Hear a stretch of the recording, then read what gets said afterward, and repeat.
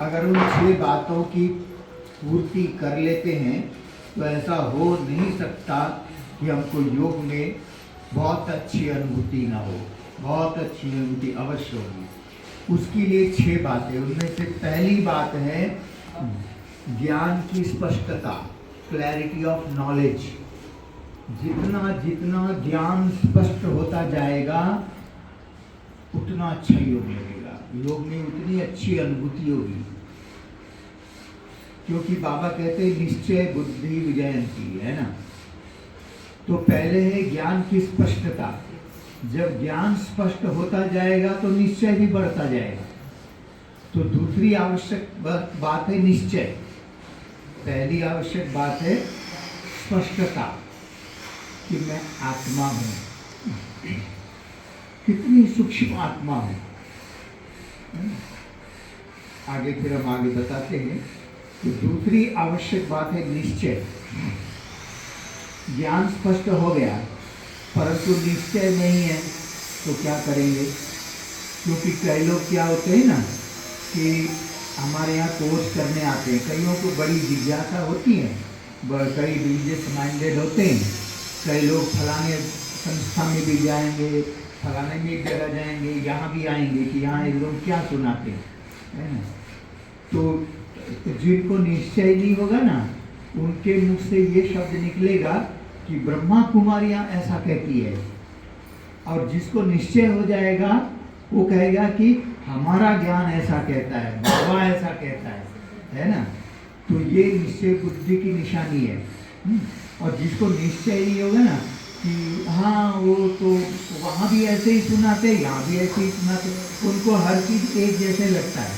क्योंकि वो केवल शब्द जो है ना उसको पकड़ते हैं, यहाँ भी आत्मा बोलते हैं, वहाँ भी आत्मा बोलते हैं, तो सोचते यही एक ही चीज़ तो है।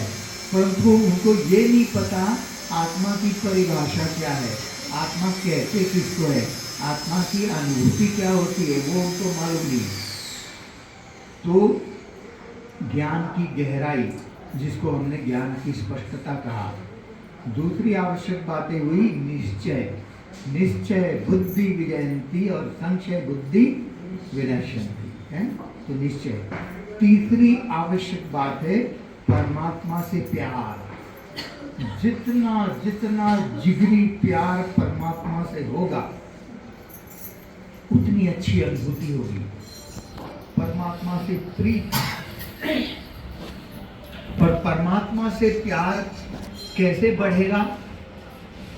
वो तब बढ़ेगा जब बाबा को हम जानते जाएंगे, उनको अनुभव करते जाएंगे। हमको ये अनुभव होता रहेगा कि मेरा बाबा कितना महान है, कितना ऊंच है। बाबा का जो कार्य है दुनिया में कोई नहीं कर सकता। जब इन बातों को जानते जाएंगे तब हमको लगेगा सचमुच मेरा बाबा इतना ऊंचा है, इतना सर्वशक्तिवान है, उनके हम बच्चे हैं। तो ये निश्चय का नशा होगा और बाबा से प्यार जुटेगा, है। और चौथी आवश्यक बात है वो है, उसको हम अंग्रेजी में कहते हैं विजुअलाइजेशन। विजुअलाइजेशन और हिंदी में हम कहते हैं अंतर्दृष्टि, अर्थात बुद्धि रूपी नेत्र से देखना। देखिए आत्मा इन आंखों से दिखाई नहीं देती, परम धाम दिखाई नहीं देता, शिव बाबा दिखाई नहीं देता, और उनको ही देखना है तो कैसे देखेंगे? तो जरूर बुद्धि रूपी नेत्र से ही देखेंगे ना। योग में हम क्या करते हैं? योग में 2 ही काम करते हैं। क्या काम करते हैं? एक काम करते हैं कि हम संकल्प करते हैं, और दूसरा बुद्धि रूपी नेत्र से देखते हैं। एक बार हमारे आदरणीय जगदीश भाई जी, जिन्होंने हमारे पूरी किताबें लिखी है ना, ज्ञान की किताबें जितनी लिखी, उन्होंने एक बार हम लोगों की भर्ती कराई थी समर्पित भाइयों की, पांडव भवन में, मधुबन में। तो वहाँ एक जगह है, उसको सुख धाम कहते हैं, जो शांति भवन है उसके बाजू में इधर है, बहुत बड़ा भवन है, सुखधाम। सुखधाम में ऊपर एक बड़ा हॉल है, बहुत बड़ा नहीं है पर है, और उनके आजू बाजू में कमरे। तो हम लोगों को वहीं रहना होता था, भोजन भी वहीं आ जाता था, भक्ति भी वहीं करते थे। हम लोगों को 3 दिन कहीं नहीं निकलना होता था। तो और बड़े बड़े महारथी हम लोगों की क्लास कराते थे। तो उसमें जगदीश भाई जी ने हम लोगों को इसी विषय पर क्लास कराया कि योग की अनुभूति कैसे हो। तो उन्होंने ये बात कही थी, बहुत साल पुरानी बात है। तो वो पॉइंट मेरी बुद्धि में फिट बैठ गई। उस पर मैंने बहुत चिंतन किया। उन्होंने कहा कि जितना स्पष्ट रूप से आप बुद्धि रूपी नेत्र से आपको परमधाम दिखाई देगा, आत्मा दिखाई देगी, शिव बाबा जितना स्पष्ट दिखाई देगा उतना अच्छा आपका योग लगेगा। तो मैंने कहा ये तो बहुत एक की पॉइंट भाई साहब ने दे दिया कि बुद्धि रूपी नेत्र से जितना स्पष्ट हम परमधाम को देखेंगे, मैं खुद अपने को मैं देखूंगा कि यही मैं हूँ। चलो भ्रुकुटी के बीच में तो मैं हूँ, परंतु मुझे दिखाई थोड़ी दे रहा है। परंतु परम धाम में मैं हूँ, वो तो मैं देख सकता हूँ ना। कैसे देखेंगे? पहले कल्पना करना होगा। पहले बुद्धि रूपी से पहले कल्पना ही तो करना पड़ता है ना, क्योंकि दिखाई तो देती नहीं। तो पहले परम धाम को देखना है, फिर परम धाम में एक बिंदु है, वो वही मैं हूँ, ये मुझे देखना है ना। और उसी से लाइट, मुझसे वो लाइट निकल रही है, और शिव बाबा को देखना है। बाबा ब्राइट लाइट, उसी से सारी है ना अंडाकार वो ज्योति चारों ओर फैल रही है, प्रभा मंडल से वो लाइट फैल रही है। इसको देखने का जितना अच्छा अभ्यास होगा उतनी अच्छी अनुभूति होगी। परंतु उसमें मैंने बहुत चिंतन किया, और फिर मैंने देखा कि नहीं, इससे भी इसकी भी और गहराई होगी। तो वो गहराई ये है, विजुअलाइजेशन और 3D विजुअलाइजेशन चाहिए। 3D visualisation. और 3D विजुअलाइजेशन क्या है? एक होता है 2D विजुअलाइजेशन। 2D मतलब 2 डायमेंशनल। 2 डायमेंशनल का मतलब होता है, जो चित्र होता है ना, हमारे प्रदर्शनी के चित्र हैं, इसमें लंबाई और चौड़ाई होती है ना। तो लंबाई और चौड़ाई का होना, इसको कहते हैं 2D, 2 डायमेंशनल, द्विआयामी। और परंतु हमें 3D देखना है। 3D माना लंबाई, चौड़ाई और गहराई, है ना।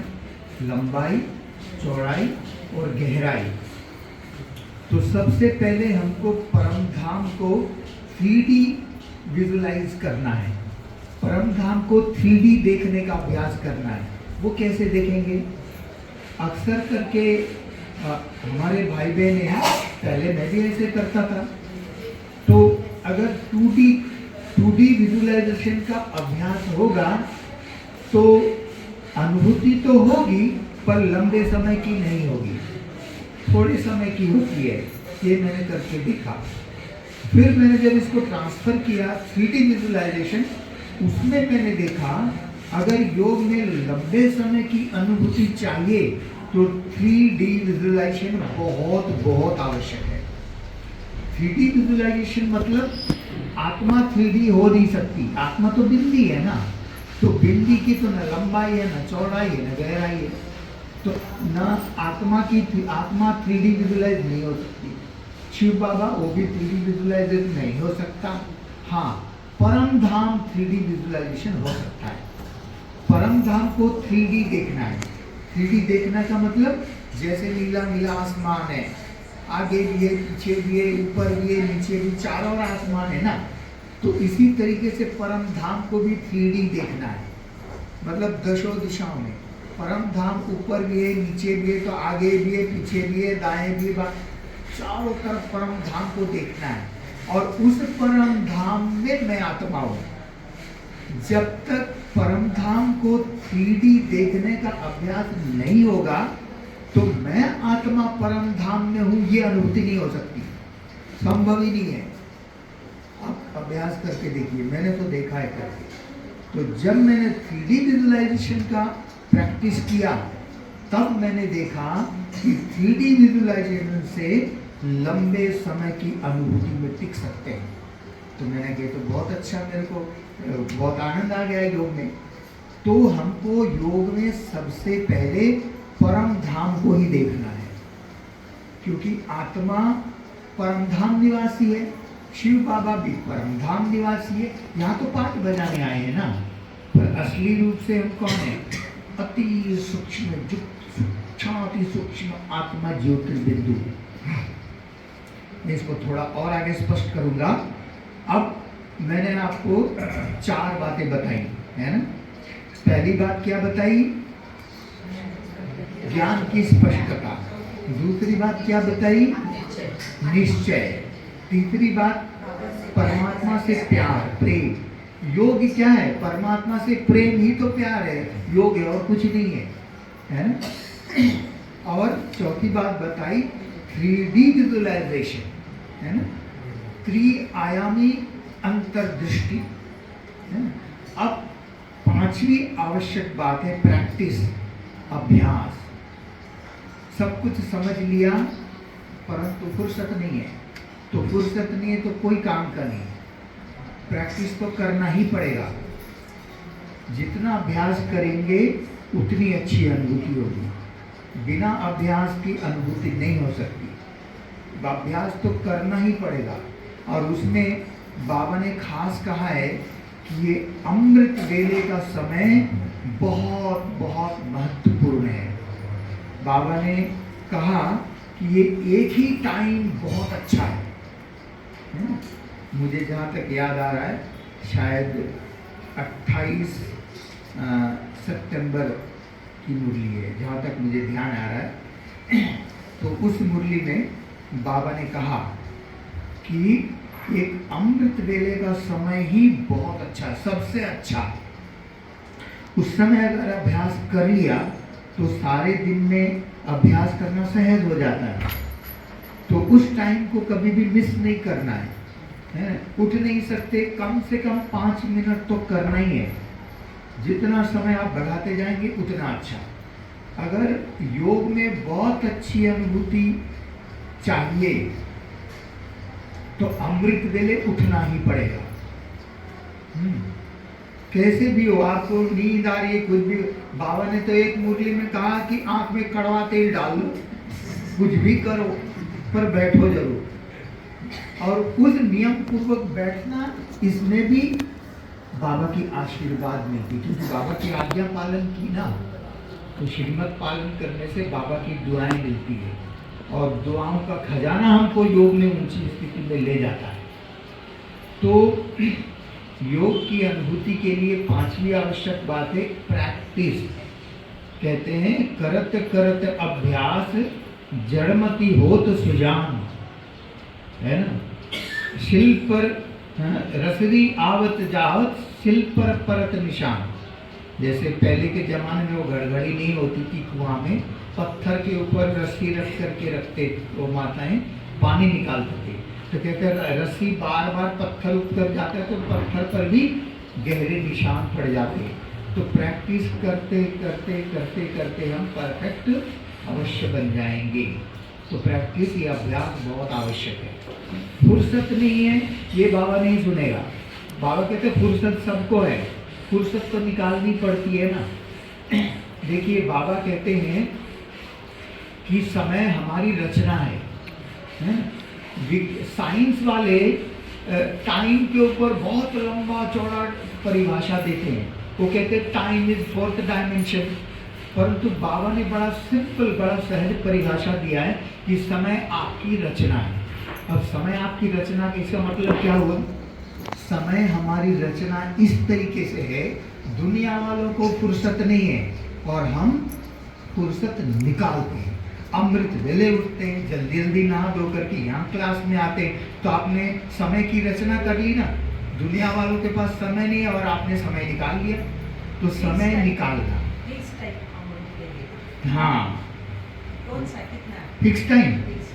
फिक्स टाइम वैसे तो अमृत बेला जो है 2 से 5 बजे तक अमृत बेला कहा जाता है। दो एक मुरली में बाबा ने कहा कि सारे दिन में 8 घड़ी होती है। एक मुरली में बाबा ने कहा, तो इस पर मैंने खूब मनन चिंतन किया, तो मैंने पाया सच में बाबा अष्टप्रहर कहा जाते हैं, कभी मैंने सुनाया था शायद, अष्टप्रहर सुनाया था ना, तो वो अष्टप्रहर, तो वो 3-3 घंटे का एक प्रहर होता है। तो अमृत बेला 3 घंटे का, 2 से 5 ये अमृत बेला होता है। तो ये जितना जितना आप फुर्सत निकाल करके अभ्यास करेंगे उतना अच्छा योग की अनुभूति होगी। और छठी आवश्यक बात है वह है पवित्रता, प्योरिटी। जितनी जितनी हमारी पवित्रता की लेवल ऊंची होगी, पवित्रता की परसेंटेज जितनी जितनी बढ़ती जाएगी उतना अच्छा योग की अनुभूति होगी। क्योंकि बाबा मुरली में कहा करते हैं ना कि शिव बाबा है चुंबक और हम आत्मा है सुई, और सुई पर कट चढ़ी हुई है, मतलब विकारों का मैल जन्म जन्मांतर के विकर्मों का बोझा है, तो फिर चुंबक खींचता नहीं है ना, जंग चढ़ी हुई है। और जितना जितना ज्ञान योग के द्वारा वो जंक निकालते जाएंगे, है ना, उतनी उतनी हमारी पवित्रता की लेवल बढ़ती जाएगी, परसेंटेज बढ़ेगी, तो चुंबक खींचेगा, है ना। एक तरफ हम योग भी कर रहे हैं और दूसरी तरफ बाबा भी खींच रहा है, तो योग की अनुभूति ना हो ऐसा तो हो नहीं सकता, है ना। तो ये 6 बातें अति आवश्यक है। पवित्रता इस दुनिया की सबसे बड़ी शक्ति है। पवित्रता से बड़ी ऊंची शक्ति कुछ है भी नहीं, है ना। तो बाबा पवित्रता का सागर है ना। तो ये जो है ना, ये 6 बातें योग के लिए अति आवश्यक है। जितना जितना आप इन 6 बातों की इसको कवर कर लेंगे, इसकी पूर्ति करेंगे, तो अतीन्द्रिय सुख की अनुभूति ना हो ऐसा हो ही नहीं। अब मैं आपको बताना चाहूँगा, शायद मैंने सुनाया था, मुझे ये याद नहीं रहता मैंने कहाँ क्या सुनाया। तो अब देखिए, अब मैं आपको ये बताना चाहता हूँ कि जैसे बाबा कहते हैं ना, आत्मा स्टार है, आत्मा बिंदी है, ज्योतिर्बिंदु कितनी सूक्ष्म है वो मैं आपको थोड़े शब्दों में सुनाता हूँ। अब देखिए, हमारा जो जीवन है ना, 2 चीज़ों का बना हुआ है, 2 चीज़ों का कॉम्बिनेशन है। एक तो मैं आत्मा हूँ और मैं आत्मा इस शरीर में हूँ। शरीर 5 तत्वों का पुतला है और आत्मा अविनाशी है, ज्योतिर्बिंदु है, ज्योतिर्बिंदु। अब देखिए, कहने में ज्योतिर्बिंदु आता है, परंतु वास्तव में ज्योतिर्बिंदु का मतलब क्या है? इसको अगर संधि विच्छेद करेंगे ना, ज्योति स्वरूप और बिंदु रूप, आत्मा ज्योति स्वरूप है और बिंदु रूप है, इसको इकट्ठा हम कह देते ज्योतिर्बिंदु। अब मैं आपको उदाहरण देता हूँ। अब ये कुर्सी है, ये कुर्सी प्लास्टिक की बनी हुई, पीवीसी की बनी हुई है ना, ये प्लास्टिक की कुर्सी है समझ लो। तो इसको क्या कहेंगे? इसको कहेंगे प्लास्टिक स्वरूप कुर्सी रूप। ये प्लास्टिक स्वरूप और कुर्सी रूप, दरवाजा लकड़ी का बना हुआ है, उसको कहेंगे लकड़ी स्वरूप दरवाजा रूप। स्वरूप का मतलब किस चीज की बनी हुई है, और रूप माना उसकी आकृति क्या है। वो दरवाजे की आकृति है, कुर्सी की आकृति है। तो इसी तरीके से मैं आत्मा ज्योति स्वरूप हूँ और बिंदु रूप हूँ, है ना। अभी तक हम क्या समझते थे? हड्डी मांस स्वरूप और शरीर रूप, ऐसा समझते थे ना। इसको बाबा कहते बॉडी कॉन्शियस, देह अभिमान। अपने को ज्योति के बदले हमने अपने आप को हड्डी मांस ही समझ लिया। तो अभी हमको बाबा कहते ये ट्रांसफर करो, ये चेंज करो, ये स्मृति शिफ्ट करो। मैं आत्मा ज्योति स्वरूप हूँ और बिंदु रूप हूँ। बिंदु रूप, अब बिंदु भी कितनी बड़ी। अच्छा, पहली बार ज्योति स्वरूप। ज्योति कौन सी ज्योति? क्या ये ट्यूबलाइट क्या ये दिवाली में जो दीवा जलता है वो लाइट या सूरज की लाइट? कौन सी ज्योति? ये तो जड़ ज्योति है। मैं आत्मा कौन हूं? चेतन ज्योति, डिवाइन लाइट, चेतन ज्योति। तो मैं आत्मा चेतन ज्योति का मतलब क्या है? जिस ज्योति में मन बुद्धि संस्कार है, जिस ज्योति में मन बुद्धि संस्कार है, वो चेतन ज्योति मैं आत्मा हूं। ये ट्यूबलाइट और ये ज्योति मैं हुई नहीं, मैं चेतन ज्योति हूं। तो आत्मा की चेतनता क्या है? जिसमें मन बुद्धि संस्कार है ना? मन बुद्धि संस्कार ही तो आत्मा की चेतनता है ना। अब रही बिंदु रूप। तो बिंदु रूप माना बिंदु तो कितनी सूक्ष्म। तो अब मैं उसके लिए आपको बताता हूं कि देखिए, ये शरीर हमारा 5 तत्वों का पुतला है।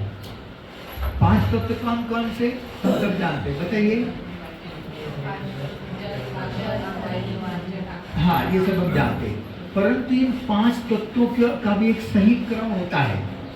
वो कौन सा और क्यों? तो सबसे पहला नंबर आता है 5 तत्वों में पृथ्वी माना मिट्टी है। दूसरा क्रम आता है जल, तीसरा आता है वायु, चौथा आता है अग्नि। अग्नि माना सूर्य, क्योंकि सूर्य गर्मी और प्रकाश का स्रोत है, हीट एंड लाइट का सोर्स है वो। तो अग्नि। अब आप देखिए, उसके बाद आखिरी नंबर आता है आकाश।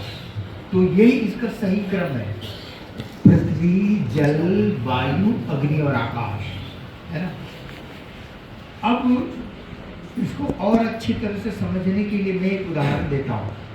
एक चौक पीस ले लेते हैं। उस चौक पीस को फर्श में या पत्थर में आप रगड़ते जाइए तो पूरा चौक क्या हो जाएगा? पाउडर बन जाएगा।